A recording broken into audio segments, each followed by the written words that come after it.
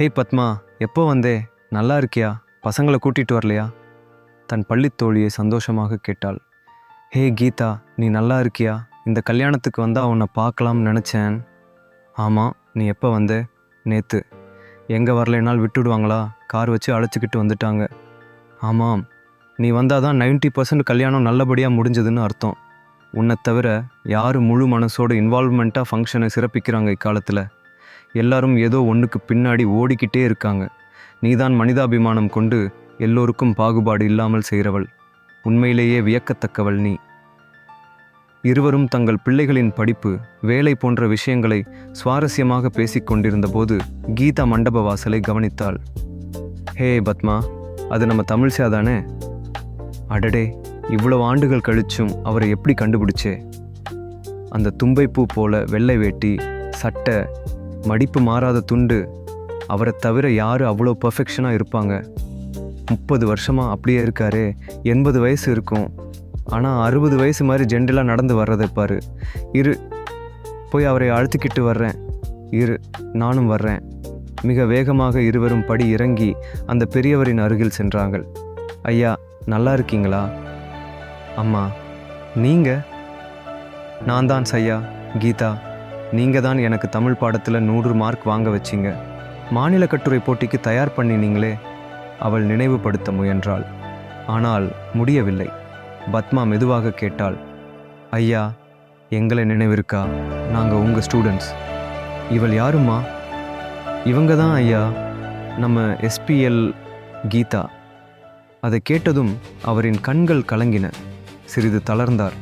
அவரை தாங்கி அருகில் இருந்த நாற்காலியில் உட்கார வைத்தாள் கீதா. சிறிது அமைதியாகி சுவாசத்தை சீர்படுத்தி கொண்டு அவர் பேசத் தொடங்கினார். நீங்கள் எங்கேமா இருக்கிறீர்கள்? கீதா தன் வாழ்க்கையை சுருக்கமாக கூறினாள். அதை கேட்டதும் அவர் அமைதியாக இருக்க முடியவில்லை. அப்பா இப்போ எப்படி இருக்கிறாரு? இருக்கிறார் ஐயா. நடக்க முடியவில்லை, படுக்கையில் தான். புரிகிறது. அவரை நான் பார்க்கணுமா? முகூர்த்தம் முடிஞ்சதும் போகலாமே. அதுக்கெல்லாம் நேரம் இல்லை. உடனே கீதா, தமிழ் சையா, அவருடைய மகள் மற்றும் பத்மா அனைவரும் காரில் கிளம்பினர். 15 நிமிடங்களில் கீதாவின் வீட்டை அடைந்தார்கள்.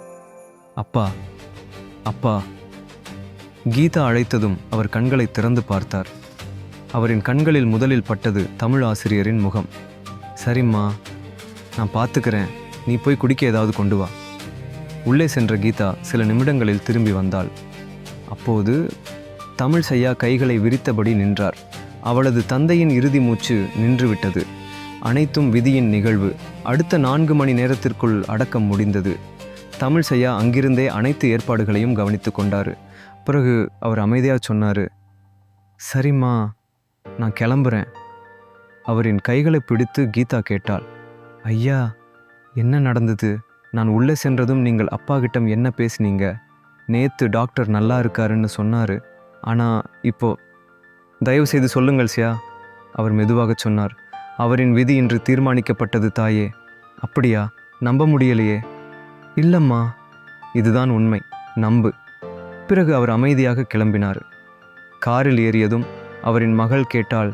ஏன் அப்பா, உண்மையை சொல்லியிருக்கலாமே. இல்லைம்மா, அவள் நல்ல பெண், யாருக்கும் தீங்கு நினைக்காதவள். அவள் அப்பாவின் கடைசி நிமிடம் அவளால் தான் நடந்தது என்று தெரிந்தால் அவள் மனம் மிகவும் வருந்தும். அவள் வருந்துவதுக்காக இந்த பிறவி இல்லை. புரிகிறது அப்பா.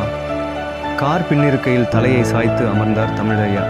அவரின் மனக்கண்களில் சற்று முன் நடந்த காட்சிகள் மீண்டும் மிதந்து கொண்டிருந்தன.